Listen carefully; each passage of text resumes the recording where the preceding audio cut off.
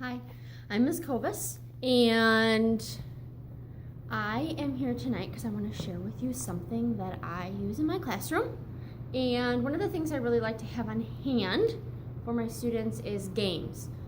Little games they can do individually or in small groups, especially for those early finishers or when there's a few minutes left in class. So I have a nice little crate of games I keep right here. And one of the new games that I've gotten for my classroom is Flip Start.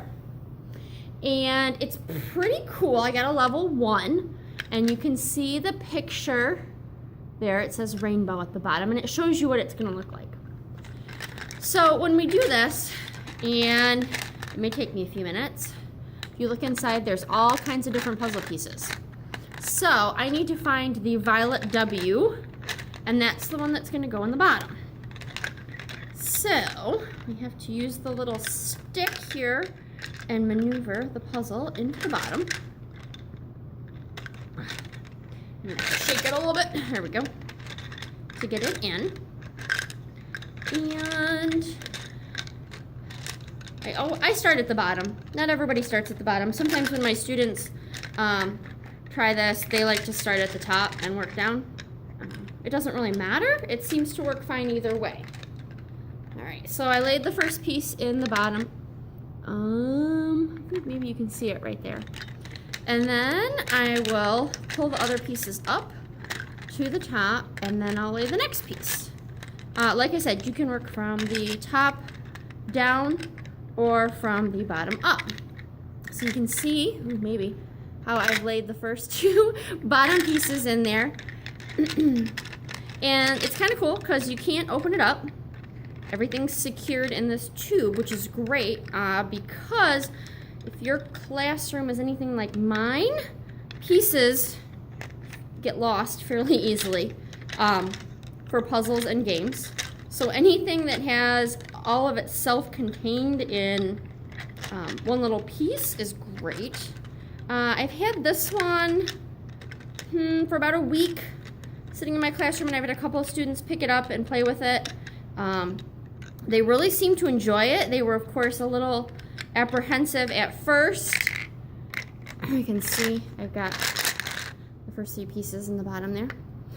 They were a little apprehensive at first, thinking it was going to be hard, which I kind of felt the same way when I pulled it out of the box. I was like, oh, this looks hard. In fact, my husband was there when I did it, and he's like, oh, that's gonna be really hard. It's gonna take forever to do. But while he was making dinner, I managed to flip and stir my puzzle right into position. I think he was fairly impressed. Well, at least I want to think he was fairly impressed.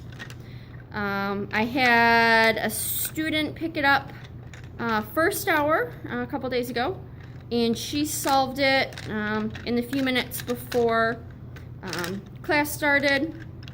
Well, they were just hanging out in my room waiting. And I had another student pick it up today, and he's like, oh, that's tricky. Trying to get that, to go in there and get all the pieces.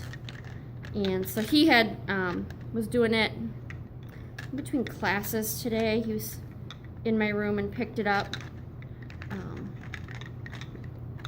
They have one that is a periodic table of elements that is a level 2.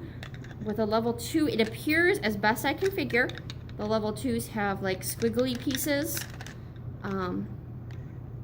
that instead of like how mine are all have straight edges, the level 2 appears to have like the pieces don't have straight edges. They appear to be some sort of curvature. Oh, I'm struggling here with these last couple. I really wanted you to see how I did it and got it all put together.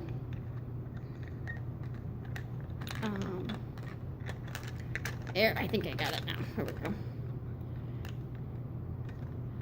Anyways, he was doing it in between classes, and he's like, that's kind of tough.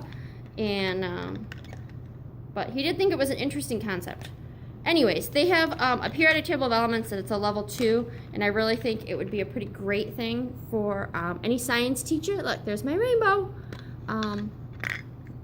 To have so that you just leave it on your desk and students can pick it up or when they have a few extra minutes. It's kind of fun. When you want to mix it up again, it literally is a shake and stir. And it's all ready for the next person. Sometimes I'll leave it completed on my desk for a little while. So thanks for joining me. I hope you like my flip stir.